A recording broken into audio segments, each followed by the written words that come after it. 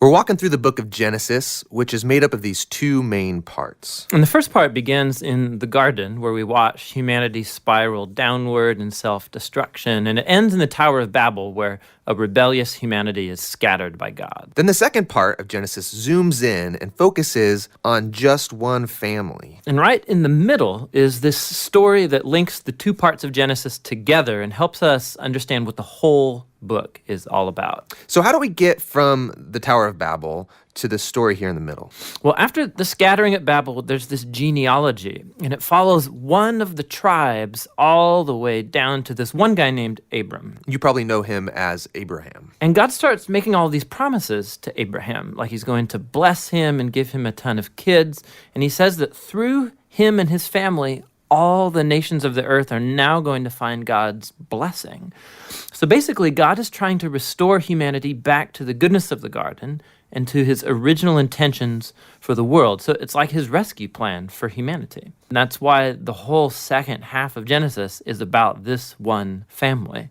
And so you have Abraham, and then he has his son Isaac, who has Jacob, and then Jacob has 12 sons. And to each generation, God renews his promise to bless them and all nations through them. So because of this promise to use this family to rescue the world, it's pretty easy to read these stories as examples of how to be a good person. But actually, for the most part, this family is totally dysfunctional. So for example, let's go back to Abraham. This whole story is about God giving him and his wife Sarah a family, but two different times. He basically gives Sarah away to other men by denying that she's even his wife. And then Sarah gets impatient about having a son, and so she makes Abraham sleep with her servant girl, which then causes all of these other problems in the family. So they get really old, and you begin to think that there's no way they're going to have a kid of their own. But then, miraculously, they do. It's Isaac. And Isaac, he has two sons, Esau and Jacob, and it seems like things are going pretty good. But Jacob, the younger brother, wants the family's inheritance, which belongs to Esau, the older brother. So he devises a plan where he's going to steal it from his father, Isaac, who at this point in the story is now old and blind. Which, who does that? Horrible, stealing from your blind father. Yeah, and then he just takes off. So Jacob goes on from there to have 12 sons, big family. But Jacob loves his 11th son, Joseph, way more than all the others. And so he gives him the special Technicolor dream coat. And his brothers, because of this, come to hate him. So much so that they plan on killing him. But they don't. They instead just sell him as a slave down in Egypt. Now, while in Egypt, through this crazy series of events, Joseph goes from being in a prison cell to becoming the second in command there. And so later on, the whole Middle East falls into this food shortage. And Joseph's brothers, they come down to Egypt looking for food.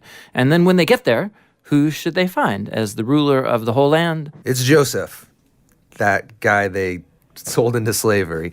But he actually saves them from starving to death. And so here you have it. These are the great-grandchildren of Abraham who have done this heinous act to their brother. But God has transformed their evil into something good. And that's exactly what Joseph says here in the last paragraph of the entire book. He says, you guys planned all of this for evil, but God planned it for good, to save people's lives. Now, these words, they conclude the book because they actually summarize the message of the whole story so far. Humans keep choosing evil, and we are thinking they're screwing up God's plan, but he keeps turning their evil back into good. And somehow, he's going to use this family to restore humanity back to the garden. So that's the book of Genesis.